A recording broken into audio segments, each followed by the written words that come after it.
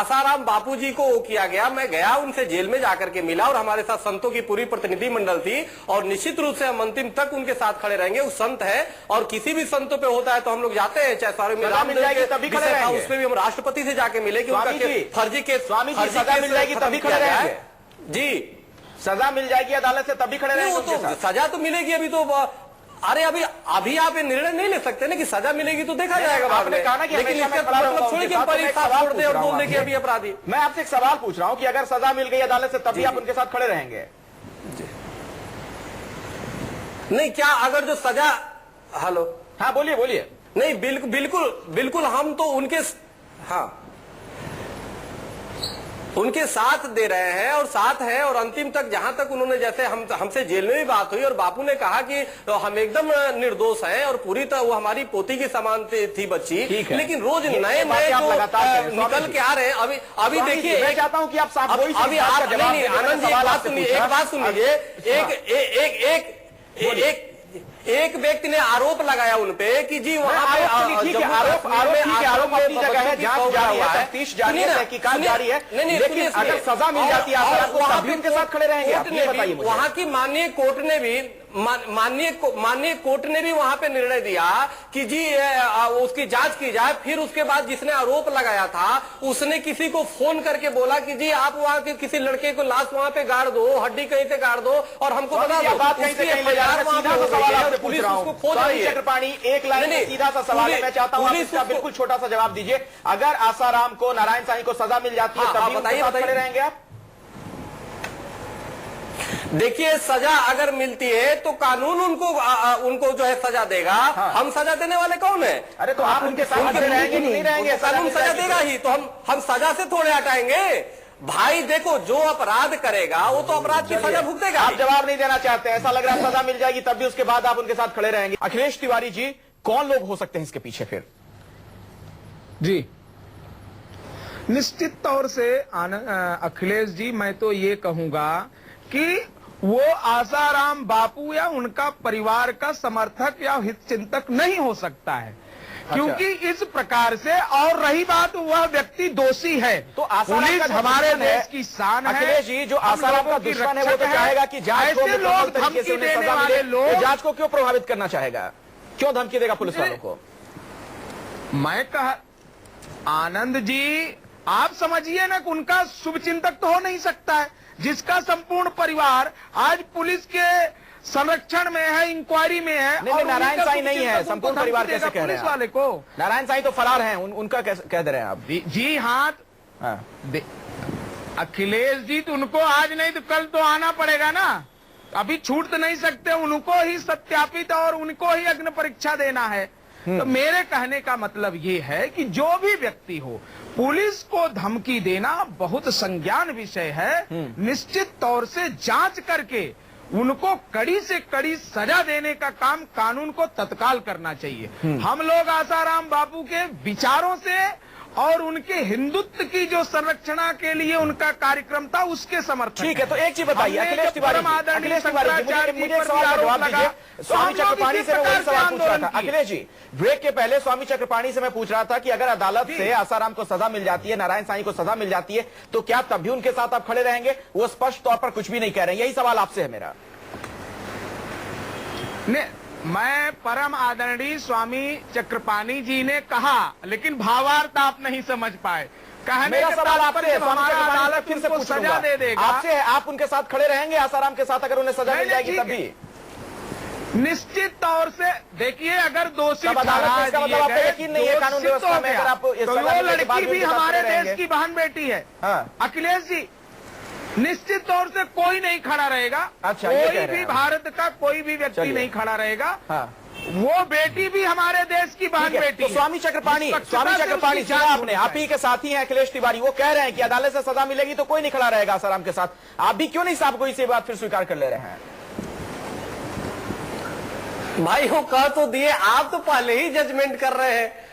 आप जवाब नहीं दे रहे हैं। आप निर्णायक रूप में आ जाते, पहले ही आप आप भी सपना देख रहे हैं, आप भी एक ख्याली पुलाव पका रहे हैं और निर्दोष साबित हो गए तो क्या आप क्षमा मांगेंगे? मेरा सवाल है, मैं तो नहीं, आप मांगेंगे कि नहीं ये बताइए। जी रहा हूँ स्वामी चक्रपाणी, आप ये बताइए क्षमा मांगे क्या?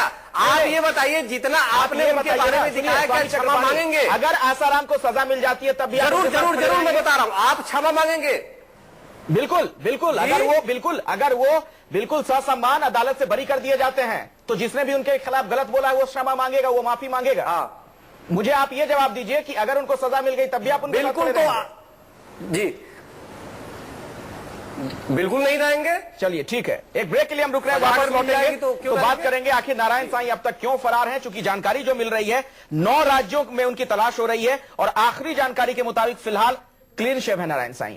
स्वामी चक्रपाणी जी, आपकी तो नारायण साईं से बात होती होगी, कभी आपको आभास हुआ था कि चेहरे बदलने में इस कदर माहिर हैं नारायण साईं? पता नहीं, ये तो आप लोग ही चेहरा दिखा रहे हैं, क्या चेहरा सत्य है कि असत्य है कि क्या है। वो कभी कोई बता रहा है कि आगरा में है तो कभी कोई बता रहा है मध्य प्रदेश में चले गए। तो ये तो आप लोगों को ही अच्छी तरह पता होगा। हम तो जिस दिन देखिए पिछले महीने में स्वामी चक्रपाणी में एक सवाल आपसे पूछना चाह रहा हूँ, जब आपको कुछ पता ही नहीं है उनके बारे में तो क्यों आप उनका बचाव करते हैं मीडिया में? फिर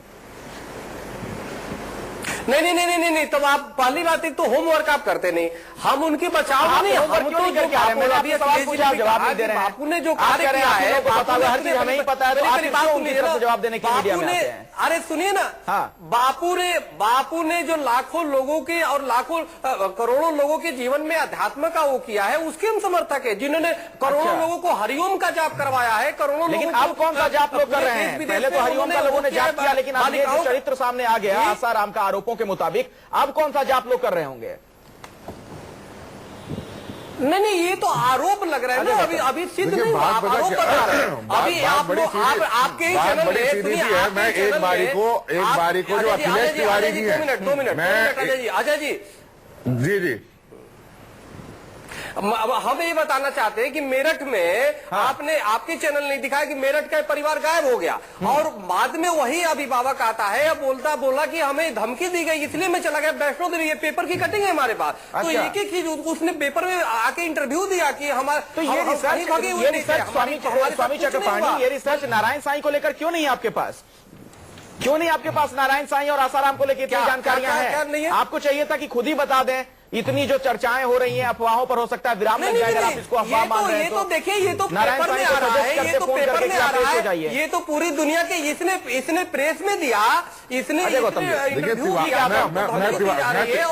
तिवारी जी, आदरणीय तिवारी जी की एक बात से मैं सहमत करता हूं कि उन्होंने हो सकता है धर्मांतरण के लिए कोई काम किया, लोगों को संस्कार देने के लिए काम किया, मैं उनकी बात से बिल्कुल सहमत हूं जो तिवारी जी ने कहा।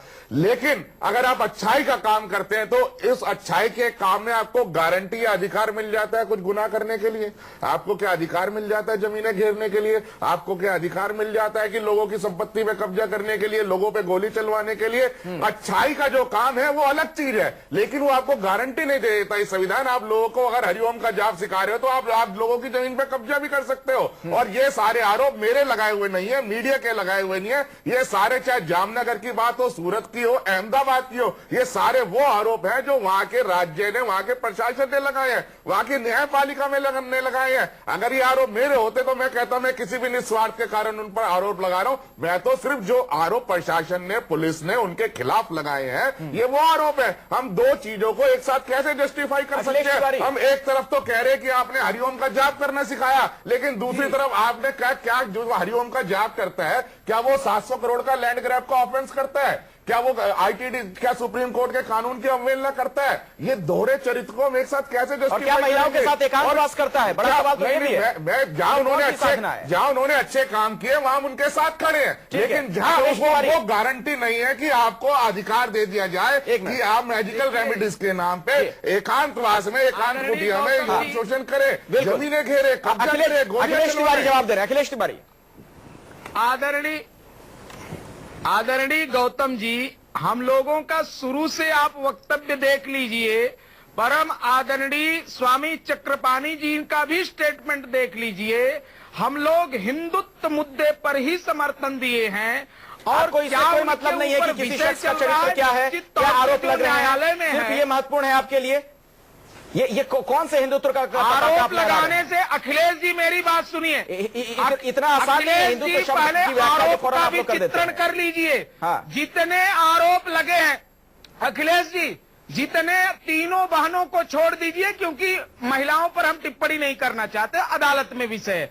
बाकी लोगों को आरोप आप देख लीजिए, निश्चित तौर से किसी न किसी षड्यंत्र का शिकार है, उनके खिलाफ में चैनलों में आना शुरू हो गया है। इसलिए हम लोग कह रहे हैं जो इसे अदालत में है सत्यापित होने दीजिए। आदरणीय तिवारी जी जो आदरणीय तिवारी जी जो 700 करोड़ का लैंड ग्रेब का मामला सूरत में उनके खिलाफ रजिस्टर्ड है, वो तो मेरे ख्याल से किसी ना भाई ने लगाया ना बहन ने, वो तो प्रशासन ने लगाया।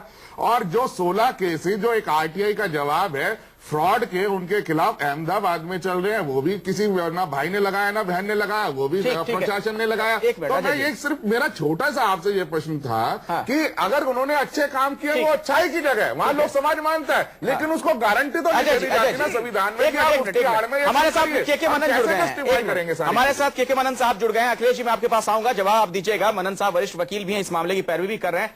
मनन साहब, नारायण साईं पेश क्यों नहीं हो रहे हैं? क्या जानकारी आप लोगों को मिल रही है?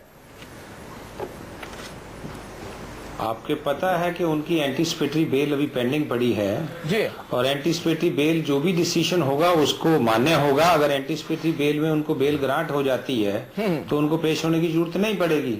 अच्छा, अगर एंटीसिपेटरी बेल डिस्ट्रिक्ट कोर्ट उनकी खारिज कर देती है तो ऑनरेबल हाई कोर्ट का दरवाजा खटखटाएंगे। तो सिर्फ यही वजह है, अग्रिम जमानत को लेकर भी इंतजार कर रहे हैं वो? ये एक कानून में हाँ, ये बिल्कुल सही बात है कि उनकी जो एंटीसिपेटरी बेल पेंडिंग पड़ी है उसके लिए वो इंतजार कर रहे होंगे। ठीक है, और कोई वजह नहीं है उनकी भागने की। अच्छा मनन साहब ये बताएं, आप आपके मुवक्किल की तरफ ना बताएं, आपके मुवक्किल हैं, लेकिन मैं आपसे इस तरह से भी समझना चाहूंगा, आप कानून के जानकार भी हैं, कानून के ज्ञाता भी हैं, उस लिहाज से जितने आरोप लगे हैं नारायण साईं पर, क्या उनको अब पुलिस के सामने पेश होकर इस मामले में पुलिस की जांच में सहयोग नहीं करना चाहिए था? भागे फिरने का क्या मतलब है? क्या एक मैसेज जाएगा लोगों में? ये कोई नया केस नहीं है, कोई पहला केस नहीं है मेरे दोस्त। अगर आप देखेंगे चाहे मर्डर केस हो, बड़े से बड़े केसेस में एंटीसिपेटरी बेल का जो प्रावधान है सीआरपीसी में, उसका उन्होंने यूटिलाइज करना है या नहीं करना, अधिकार उसका है या नहीं है। अगर कॉन्स्टिट्यूशनल उसका ये अधिकार है तो अगर वो अधिकार अपना यूज कर रहे हैं तो इसमें किसी प्रकार का कानून की उल्लंघना तो नहीं बनती ना। अच्छा, लेकिन लुकआउट अगर नोटिस सपोज नहीं उनको अल्टीमेटली एंटीसिपेटरी बेल मिलती, मनन साहब, तो फिर लुकआउट नहीं नोटिस मिलती है तो ultimately he has to surrender.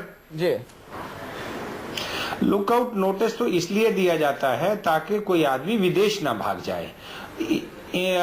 अपना एयरपोर्ट अथॉरिटीज को जितने भी इमिग्रेशन होते हैं एयरपोर्ट पे, उनको इन्फॉर्म कर दिया जाता है कि फलान नाम का आदमी, इस शक्ल का आदमी, अगर ये पासपोर्ट नंबर है, अगर वो विदेश जाने की प्रयत्न करे तो उसको एयरपोर्ट पर ही रोक लिया जाए और एयरपोर्ट पर ही वहां से वो लोकल पुलिस के हवाले कर दिया जाए। ठीक है, ठीक है।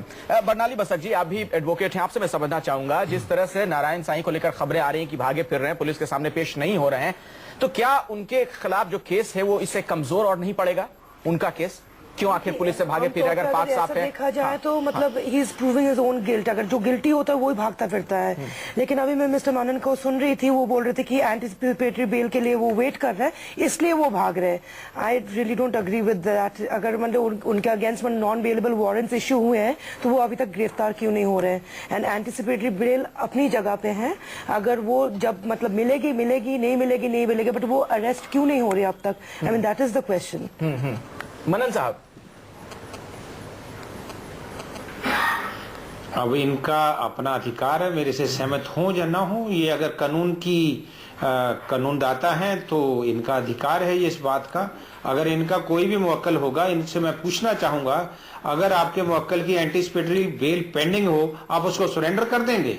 सरेंडर करने का मतलब 438 इंफ्रैक्शंस हो गई या नहीं?